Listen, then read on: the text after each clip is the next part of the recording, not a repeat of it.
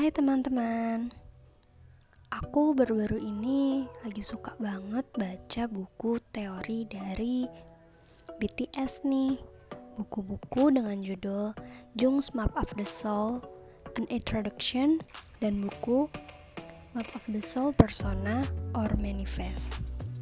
Aku udah baca keduanya. Buku-buku tersebut aku sangat suka banget karena bukunya benar-benar hal baru buat aku. Ternyata belajar psikologi jadi begitu menyenangkan. Aku lebih mengenal lagi apa itu persona, shadow atau bayang-bayang, dan juga ego.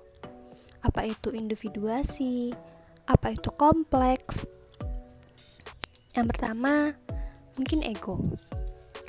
Ini dari buku Jung's Map of the Soul. Buku Map of the Soul yang persona, misalnya nih, kalau kita kecil biasanya menyebut diri mereka dengan nama kan. Nah, lalu berevolusi setelah dia semakin bertambah umur, dia akan menyebut namanya menjadi aku. Ini seperti misalnya saya punya keponakan.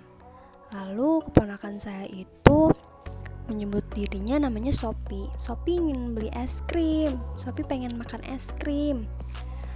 Tapi nanti seiring bertambahnya usia, dia bakal lebih mengenal dirinya untuk menyebut dirinya itu bukan lagi namanya tapi dengan sebutan aku.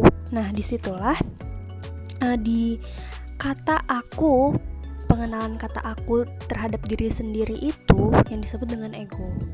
Keakuan, itulah ego. Nah, lalu setelah mengenal ego tadi, ada yang namanya persona. Nah, persona ini berasal dari Romawi kuno yang artinya semacam topeng yang dipakai untuk teater, acara teater. Nah, jadi maksudnya apa sih? Persona ini semacam topeng.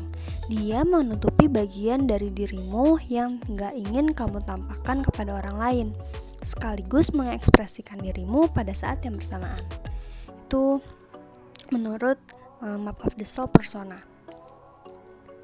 Jadi kalau misal aku tafsirkan ya, di zaman sekarang ini kita itu seperti dituntut untuk mempunyai ekspektasi yang ideal gak sih terhadap masyarakat, terhadap diri kita sendiri bahkan. Jadi yang kita tampilkan di luar itu adalah persona.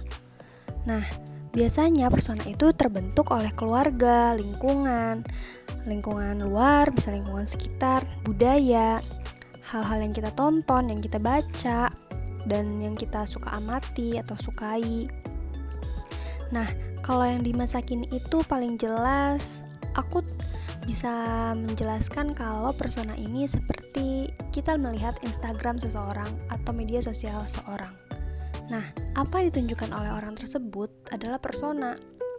Apa yang pengen ditunjukkan? Seperti orang sepertinya banyak nih sekarang kata-kata seperti ini. Selamat datang di dunia tipu-tipu.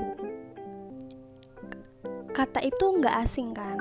Nah, kata ini itu menurutku mereka tahu kalau misalnya apa yang ditunjukkan oleh orang-orang itu tidak sepenuhnya benar apa yang terjadi dalam diri mereka.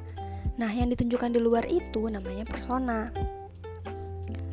Lalu setelah tadi ada namanya persona, nah ada yang namanya bayang-bayang atau shadow disebutnya. Nah, shadow ini kebalikan dari si persona. Dia ada di bagian terdalam dalam diri kita, bagian gelap diri kita. Dia juga biasanya sifatnya amoral atau hal-hal yang memalukan atau kekurangan diri kita lah sebutan istilahnya. Jadi selalu kita sembunyikan dari orang lain, padahal kita selalu punya sisi itu dalam diri kita.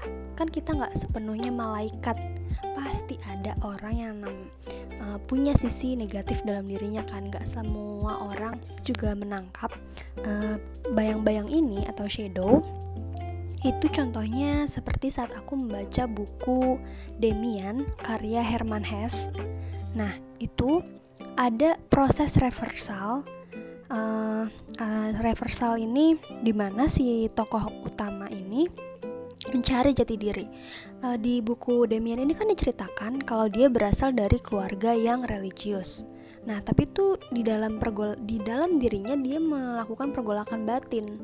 Shadow-nya keluar atau bayang-bayangnya tuh ingin memunculkan dirinya kalau dia tidak setuju dengan orang tuanya, karena dia merasa dia nggak sereligius orang tuanya. Dia rasanya ingin memberontak. Nah, itu tuh contoh dari sikap